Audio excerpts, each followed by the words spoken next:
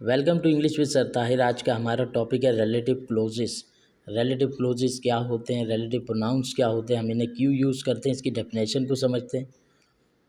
We use relative clauses to give additional information about something without starting another sentence.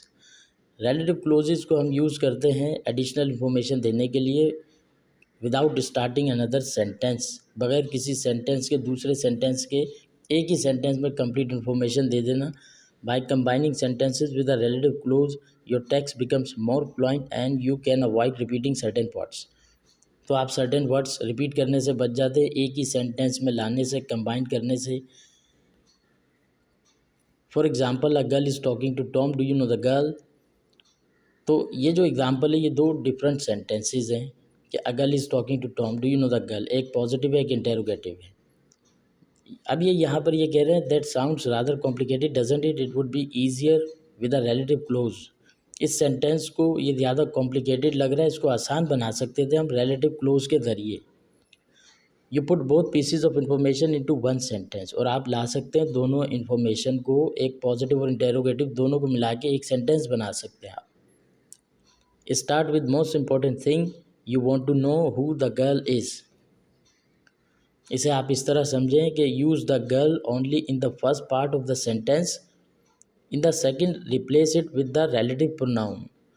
For people use the relative pronoun who, so the final sentence is. अब आपने people के लिए relative pronoun who को use करना है तो final sentence ये होगा कि do you know the girl who is talking to Tom.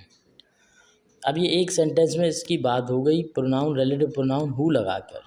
तो फर्स्ट सेंटेंस में ये था कि a girl is talking to Tom, do you know the girl.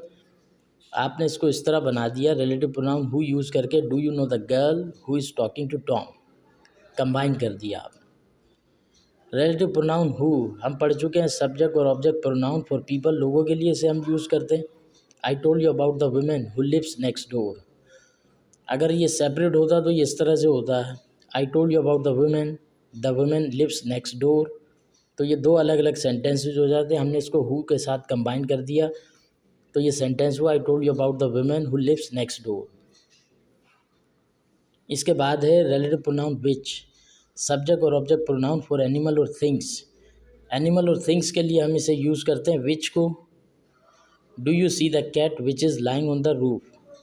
अब ये अगर इसको हम सेपरेट करते तो ये होता है कि do you see the cat is lying on the roof. तो आपने इसको कंबाइन कर दिया विच लगाकर, do you see the cat which is lying on the roof. उसके बाद अगली एग्जांपल है हुज़ की, possession for people animals and things. मिल्कियत के लिए या फिर लोगों के लिए या एनिमल या थिंग्स के लिए इसको आप यूज़ करते हैं। Do you know the boy who's mother is a nurse. बजाय ये कहने के do you know the boys mother is a nurse, तो ये थोड़ा सा ऑकवर्ड होता है, तो आपने इसके साथ रिलेटिव प्रोनाउन हुज़ लगाकर इसको रिलेटिव क्लोज में तब्दील कर दिया, सेंटेंस बन गया do you know the boy who's mother is a nurse. फिर है हुम, ऑब्जेक्ट प्रोनाउन फॉर पीपल, लोगों के लिए इसको आप यूज़ करते हैं specially in non defining relative closes.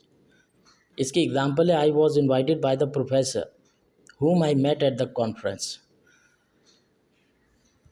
Last example है दैट प्रोनाउन, सब्जेक्ट और object pronoun for people animal things in defining relative clauses. Relative clause को डिफाइन करने के लिए या तो एनिमल या पर्सन, पीपल के लिए या थिंग के लिए आप इसको दैट को इस्तेमाल कर सकते हैं। इसमें इसकी जगह पे हु और विच भी पॉसिबल है।